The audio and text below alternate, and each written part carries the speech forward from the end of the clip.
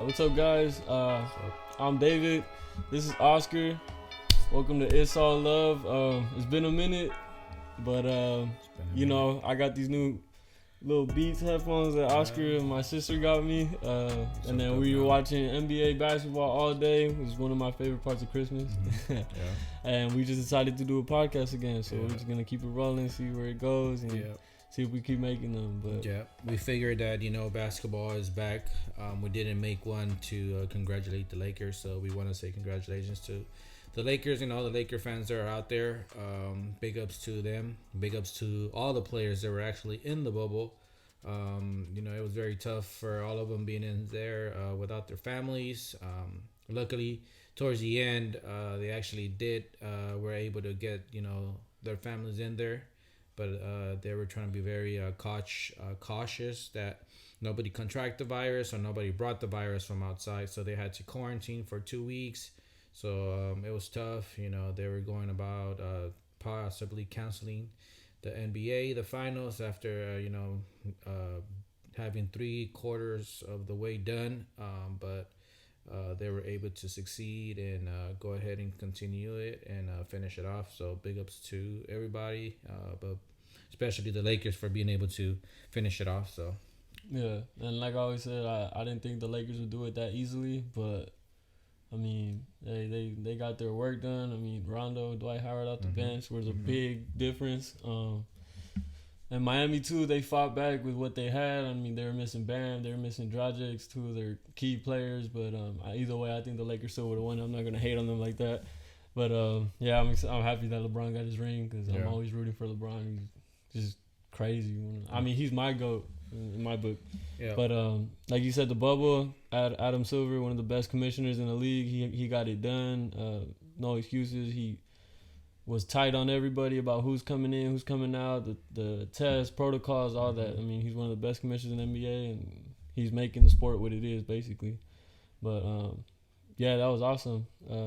But now it's a new season. It's a new season. New season just started like this week. It's a little sketchy because when they first started testing, a handful of, or I want to say like a little over 20 people were tested positive when everybody was coming back for training camp. Oh, really? Yeah, so it's a little sketchier now that they don't have a bubble. But I think it's gotten a lot better. The only one is the Rockets. I know the Rockets, they canceled their game because they got 2 or 1 positive test against OKC. So I didn't get to see my team open up, but they're opening up tomorrow. And then you got the whole James Harden drama and all that. So, I mean, as long as that's the only team, none of the other teams have been affected yet. But hopefully, prayers out to all those players out there and just keep the players safe and NBA keep going. Yeah, definitely. But today you got 5 games on today. You got Heat, Pelicans, Lakers, Mavs, Celtics, Nets. I mean, it's gonna be an exciting season just by looking at today. I thought the games were gonna be pretty whack, but they're actually pretty good. I know I wanted to make my picks for the year. We got the East and the West. I don't know if you wanted me to start with that. Yeah, we can do that. We can start with the picks. You want me to start East or West? Let's go with East. East? Okay, I got one. Let me get my picks real quick. I mean, I kind of cheated because I saw a little bit of the teams, but I mean... But I think, everybody needs to kind of see the team so they can come in. There's a lot of players that got traded, so you kind of got to see what's going on. Yeah, like who they start with. Yeah. But, we got the East. I mean, I kind of cheated on that one because I don't think anybody saw it coming, but I have the Nets at first seed after what I've seen their first 2 games. I mean, I did not think... Kyrie Irving and Durant were gonna play as good as they were playing right now, or at least with each other, because they're 2 scorers, and I've never really seen that work together, but they're just doing it so effortlessly. It looks like they're at the park, like they're just taking turns dogging whoever's in front of them, and that's scary. So you think it's like a Kobe and Shaq type of relationship, type of game team? Not the relationship, but the duo. Yeah, it could be up there. Like they're just. I mean, I thought after seeing Durant and Curry play together, like I thought that was the top duo you could see. But after seeing them, it's like I think it's because more they're like actually friends, you know, like they're like best friends, so it's a Right. lot easier to play with each other. But then again, you also have what's it called, Dwight Howard and LeBron James. They're also a good duo as well. Yeah. So I mean, Yeah, but I mean, they're really good, and it's not even just them; it's their team too. You know, I had a lot of doubts about them defensively. You know, who was gonna be the defensive stopper, but after seeing them against the Celtics, and then who did they play the first game? I forgot who they played the first game. But the point is that they're just well coached, right? It's not just them two; it's the whole. You got Karis LeVert coming off the bench, putting in work. He's not pouting about starting or whatever. Right. You know, an all-star in my opinion. He could be a sixth man of the year. You got DeAndre Jordan starting defensively, crazy, just alley-oop all over the place. Right. And then you got Jaron Allen off the bench, a young center, great defensive player. But I have them first seed. and then you got their coach who is Steve Nash. Steve Nash. That's what I'm saying. Like I think So, he's a player coach, so he's giving Right. them the ability to just you guys take turns crapping on whoever's in Right. front of you, right? Yeah. So, but still defensively too, that's a big thing. They just look locked in, right? Like Mhm. they're not messing around, like they're actually doing. they came in strong. Yeah, like they're not Right. playing around. Second seed, I have the Bucks, right? The only thing about the Bucks that worries me is they're still playing the same offense that they're doing from last year, which is obviously didn't work the previous 2 years.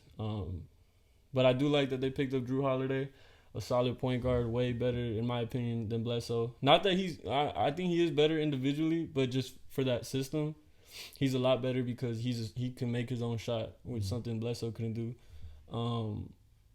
He spreads the floor a lot more for Giannis, and especially in the playoffs. Like now you have Holiday and Middleton who could take over the offense when Giannis can't dunk on everybody, right? Because all they do is put up a wall against them. But yeah, I have them second seed. Third seed, I have the Celtics. They looked a little rough, but I think they still have that coaching in them. I think they just need to get a little more games together. I mean, they're still missing their starting point guard. But I have them third seed. The Heat, I have them fourth seed. They're also well coached, but I think the only thing they're missing is star power, right? Because, I mean, I don't think you could win anything without stars, and Right. especially in today's NBA, everybody's switching teams and all that. Yeah, so I think unless they get like another star with Jimmy Butler and Bam, I don't really think they're top 2, top 3 seed. But I do see them doing damage again, same thing as last year, Right. because they're well coached. They have a next man up mentality. Whoever's on their team, they're going to compete. Right? Fifth, 76ers. I like the moves they made in the offseason. They look pretty locked in, but I still have my doubts against them because, I mean, Danny Green right now isn't really a reliable, three-point shooter, and that's what they need. I like that they picked up Seth Curry for Josh Richardson because Josh Richardson didn't really fit their system of play. He wasn't really a shooter, and that's what they needed. So I have them fifth seed. The Raptors, I have sixth seed. Raptors, same thing with the Heat. They're well coached. They're next man up mentality, but like I said, I don't think you win anything in the league without a star or two. So I think that's what they're missing. I thought they were gonna get Giannis, then that would have made it really interesting between them and the Nets, but they didn't fall through. Seventh seed, I have the Pacers. Same thing, well coached. They just don't have that star in them. Like, I mean, you could have a well coached team, but if you don't have somebody to put the ball in the net the last 2 minutes, I don't think you're winning anything. Yeah. 8 seed, the Hawks. They're gonna be really exciting. I'm looking forward to watching them play. They have a super young group. They signed Gallinari from my team, OKC. He's gonna be nice coming in at the 4 spot. Trae Young, he's like on a whole nother level with his shot. I mean, he scored like 37 the other night in his home opener. Wow. They're really young. They got Rondo from the Lakers, so with Rondo on their team, he's definitely gonna make them play as a team. I mean, I think Rondo stepped up, towards the finals with the Lakers, and he did. He played good, so I think he's there. He's a good asset to the team. Hell yeah, especially off the bench. I mean, it's basically like having a coach on the court for them. Because he's a mid, right? He's what? He's mid. I mean, Like he brings the ball out. Yeah, he's a point guard. Yeah. So I definitely him, especially with Trae Young, who's already a good passer, especially with a veteran point guard like Rondo teaching him little tricks here and there. His game is gonna go crazier than it already was. But then you're thinking that we were talking about it. You said that he might even get traded because he only went to that team because of the money. Yeah, well, Right. I in my opinion, I think that's what he did because I know in the NBA it's go wherever they pay you the most, right? Unless it's like, $1 million or two. But I think he went to the Hawks for the money because regardless, if he's playing as good as he thinks he is, he's gonna get traded by a contender, especially from the Hawks that isn't really competing for anything, right? So I'm hoping the Clippers trade for him. I wanted him to go to the Clippers, but I'm guessing they didn't want to give him the money, or the contracts didn't work out. So I think that's where the trade comes in to swap those contracts. Right.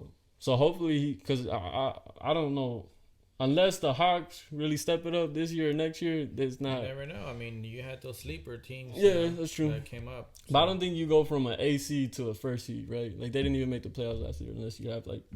But really, that's your 8 seed. That's not a reality. That yeah, that's my 8 seed. But I hope he gets traded to the Clippers. Then it'll make it really interesting between them and the Lakers. Yeah. And then after that's all the playoff spots. But after that, I have the Wizards, Magic, Bulls, Pistons, Hornets, Cavaliers, and the Knicks. I can see the Wizards squeezing in there if the Hawks, grab some injuries or they just don't play as planned or as good as they look on paper. I could definitely see Westbrook and freaking Bradley Beal going off and just squeezing in the 8-7 spot. I don't think the Magic have a chance. They're just, I don't know what they're doing with their lineup. They're just like really subpar. Like they're not making any trades or clearing out a roster for one player or develop. I don't know. It's not working. The Bulls, they have potential, but I just think they don't really have a good coaching staff. I mean, they have the OKC coach Billy Donovan, but I don't think they have the talent to make the playoffs.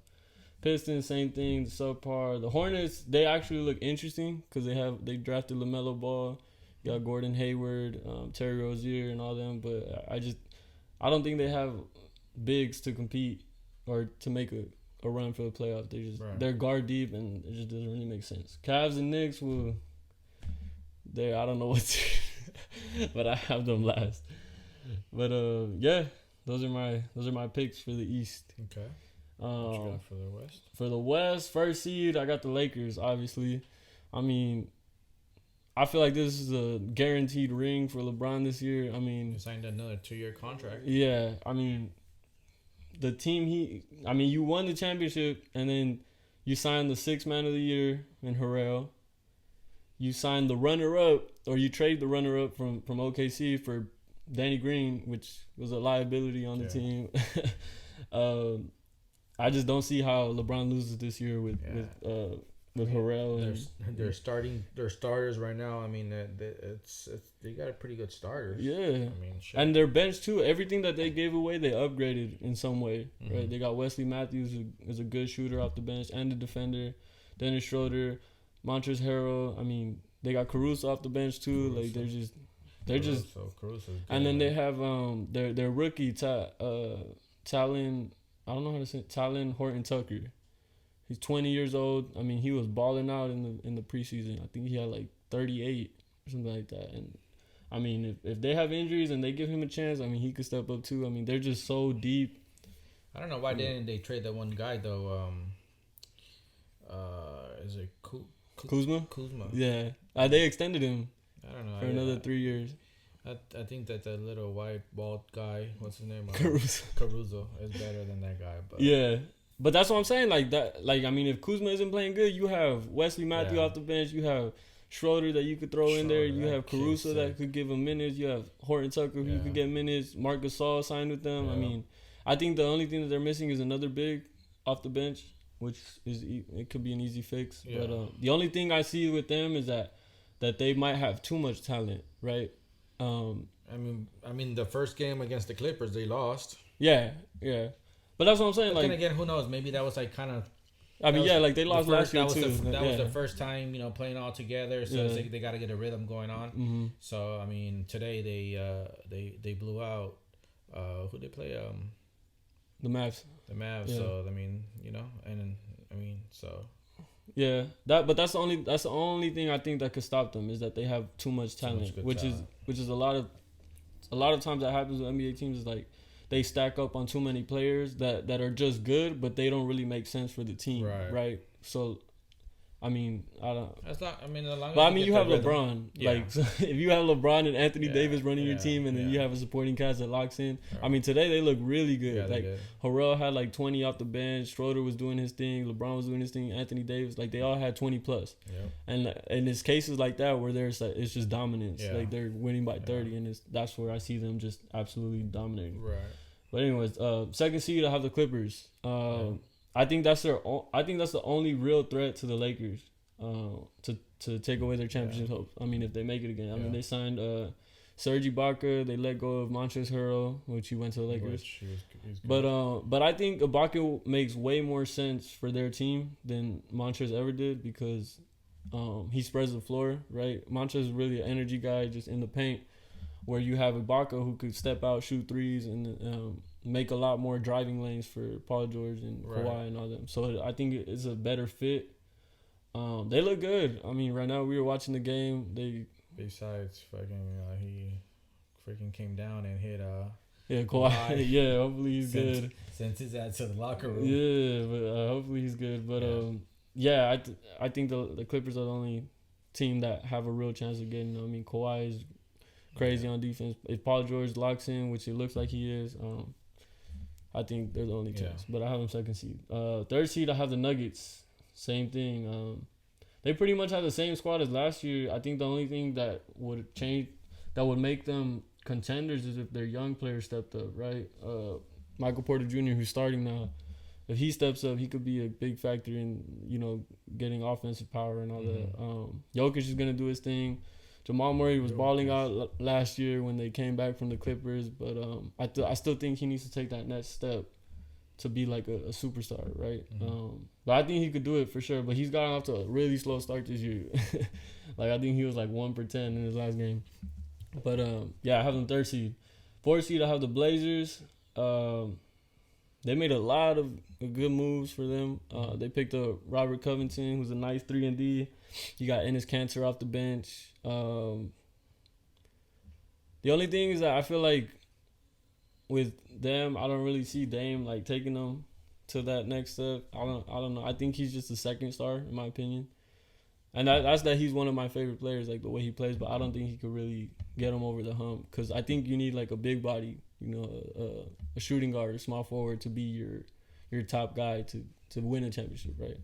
So I don't really see them making it. The Jazz, same thing. They pretty much have the same squad as last year. The only thing, Donovan Mitchell, I mean, if he steps up and is that superstar guy that they need, I think they have a chance. But I just don't really, with the lineups they have, they just play really old fashioned, right? They just signed their center to freaking $40 million plus for the next 4 years, and I don't really think that was a good move. I mean, he's a good player, but it's just in today's basketball, I don't think that's what you need, right? Sixth seed, I have the Pelicans. They look really good. I think that's my hot take for this year. Pelicans? Yeah.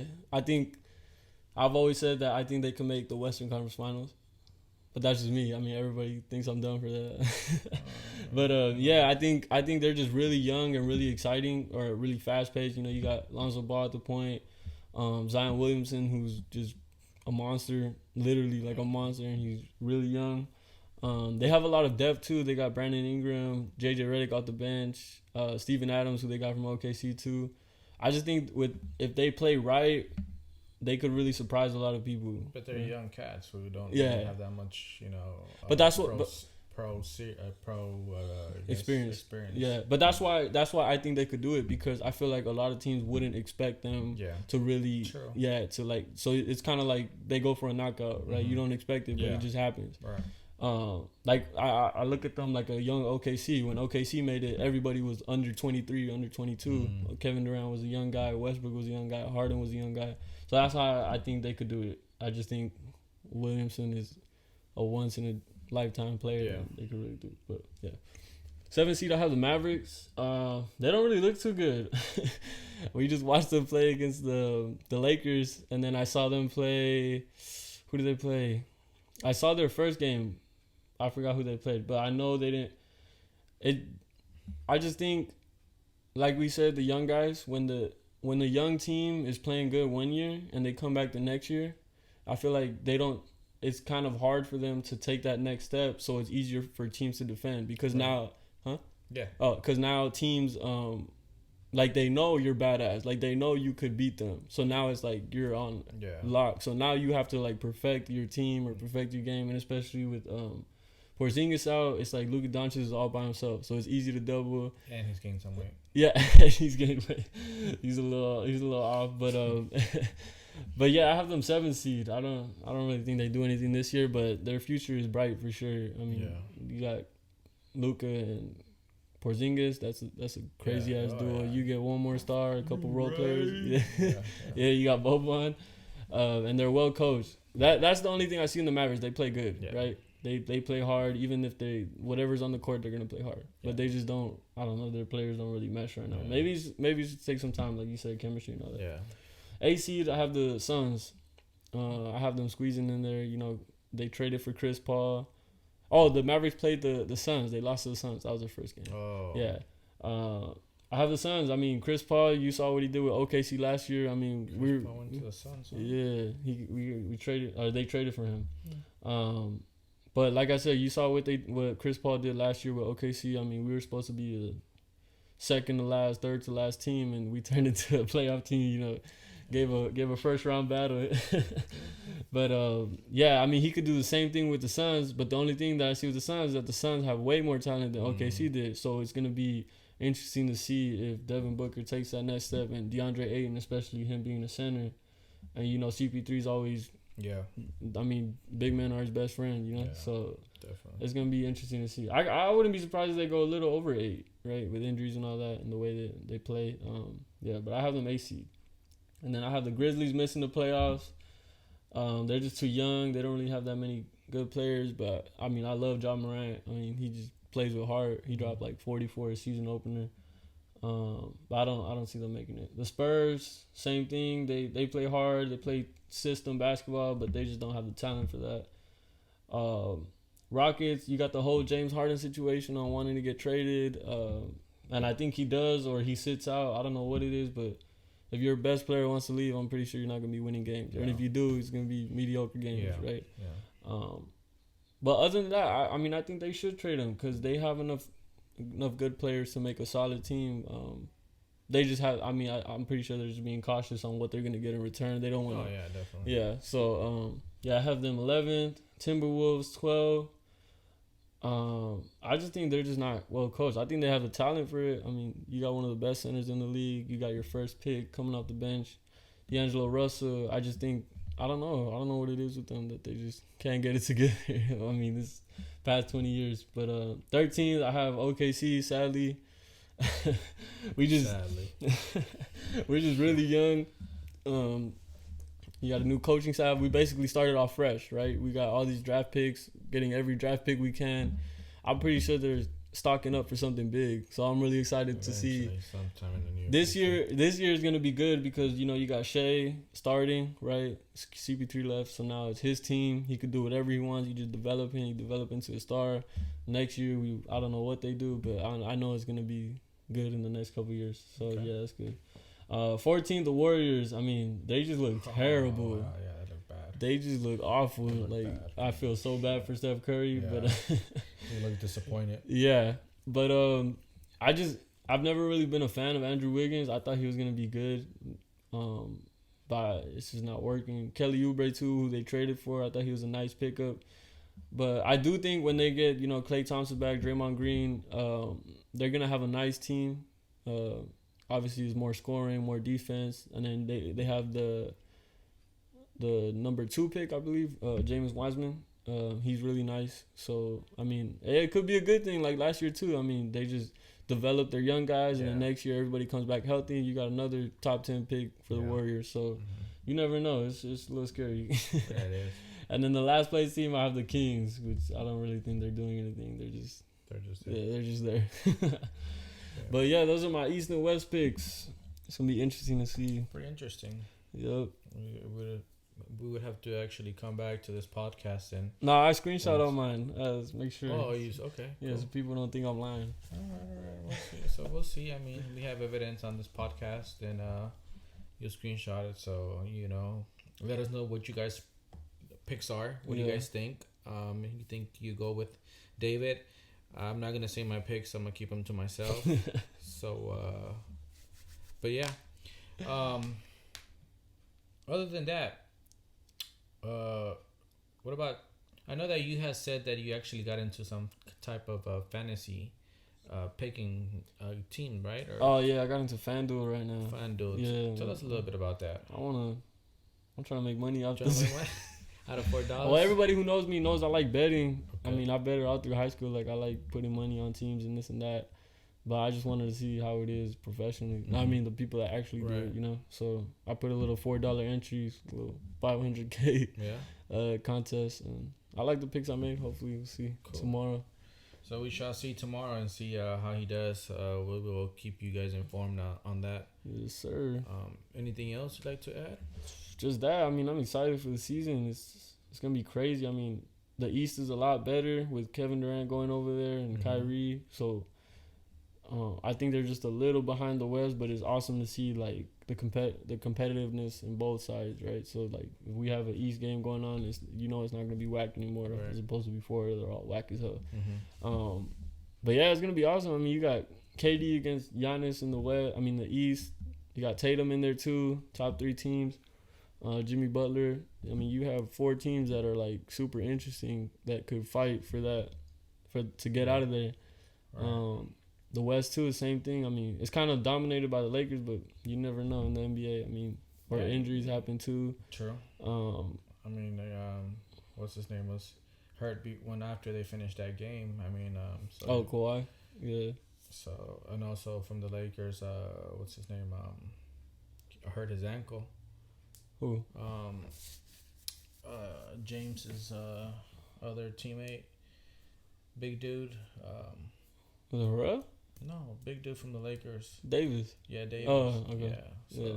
I mean, that's the only thing I fear with the Lakers too. Is the same thing as last year. Is that I feel if one of them gets hurt, I think that's where it gets more interesting, or where they become an underdog because they're so heavy on Davis and LeBron. I mean, everything runs off LeBron or Davis. So if one of them is out, I think it turns really interesting. But I mean, the good thing is they brought Gasol, so I think that's probably their plan. Like if something were to happen to Davis, then Gasol can step in and kind of cover. But that's what's scary too, is that now the Lakers have every opportunity they can to take a game off. Right. I mean, if you have an ankle that's tweaked and you don't want to risk it, I mean, you have so much depth coming off the bench is where it's easy like that, right? Definitely. I mean, if Davis gets hurt, you have for 1-2 games, you have Markieff Morris off the bench coming in, who's a solid 10 points, 8 rebound guy.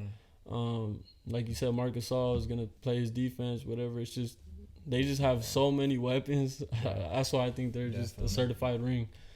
But yeah, same thing. Like I said, I think the Clippers are the only ones who have a real chance to knock them off. I don't see anybody else doing it. But it's the only if the Clippers lock in this year. I mean, you saw what happened last year. They choked it. But I think the Clippers have the best chance. And same thing in the East. You got Giannis and KD. That's gonna be super fun. Same thing with the Bucks. So I mean, if Giannis gets injured, I think there goes their whole team. So it's really just injuries and depth. Whoever has the most depth and stuff like that. But that's why I like teams like the Heat, because like whoever's on the court, they're gonna compete, right? You saw what they did last year in the finals. I mean, they didn't have Goran Dragic or their starting center, and they were still they still battled it out for 6 games when it could have been an easy sweep or a 5-game finals. And hey, we'll see. We shall see. It is fun that the basketball started pretty quick after it just ended. So that's another thing too. I mean, it probably will be easier for players to get injured, because they didn't have that much of a break. I know like the first game, LeBron and Davis only played like 30 minutes each, which is like they don't do that. They play 35 plus, right? So I think it'll be a lot of deep rotations for every team, so it could stagger the standings, but it's gonna be good. Sweet.